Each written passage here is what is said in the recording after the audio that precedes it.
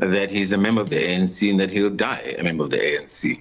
But he's got the right to vote and campaign for whichever party that he so wishes. And he's, in this case, as you know, it's public knowledge, he's the president of Umkhonto weSizwe. Adumele amalunga omkhonto weSizwe ngendlela iqembu le-ANC liphathe ngayo isimo sikaMnumzane Jacob Zuma sokuqondiswa kwegwegwe kwimithetho elithi uyephulile. Angiqale ngobingelele ngikwamukele le channel eMaswidi Mina Production okubingelelayo umxolisi Mfana kaDlomo.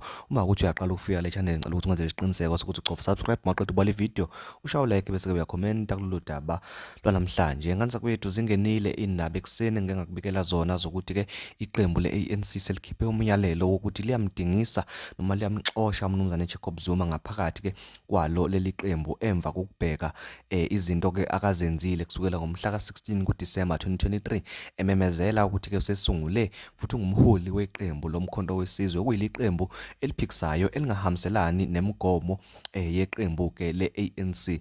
Lithena ke maselibheka leyo mthetho ke okanye ke selibheka lezo zinto ke iqembu le-ANC lamthole necala ke uMnumzane Jacob Zuma laseke lithatha isinqumo sokuba ke liyamdingisa noma ke liyamxosha mhla ka28 kuJuly 2024. Le ndaba ke ihambe yafika ke kumkhonto weSizwe. UMnumzane Nhlamulo Ndlela ekhulumela umkhonto weSizwe ukhale ngokuthi ke baphoxekile ngendlela iqembu le-ANC lenze ngayo ukuhlulela ke lolu daba lukaMnumzane Jacob Zuma. Babone sengathi ke kube unfair kakuhlangothi ke lwakhe uMnumzane Jacob Zuma. Oqala nje abakhale ngakho ukuthi ke uPresident Jacob Zuma wayekade ecele ukuba lolu daba lubanjwe ngendlela ke yokuthi ke kubhekwane okanye kube ne-physical meeting ingabi ke online i-meeting yakhona okuyinto ke iqembu le-ANC elayinqaba. Okwesibili ke babe sibekhala ngokuthi iqembu le-ANC livisane ke labhala incwadi mayelana ke nalolu daba selikhipha isinqumo lavisane nje layifaka online enkundleni zokuxhumana lavisane nje layifaka kwi-media ngaphandle kokuba ke kubikelwe bona ngqo njengomkhonto weSizwe, ngaphambi kokuba kubikelwe bona ngqo njengabantu abasohlangothini likaMnumzane Jacob Zuma, ngaphambi kokuba kubikelwe yena uqobo lwakhe uMnumzane Jacob Zuma. Ize ke noma ikomiti liqondisa ke igwegwe kwi-ANC selisikhiphile lesinqumo kodwa liphinde lamnikeza ke ilungelo lokuba ke akwazi ukufaka i-appeal within insuku ke ezu21 kulesi sinqumo uma ngabe ke engathanda ukuba ke asiphikise. Ukuthe uMnumzane Nhlamulo Ndlela uma ibuzwa ke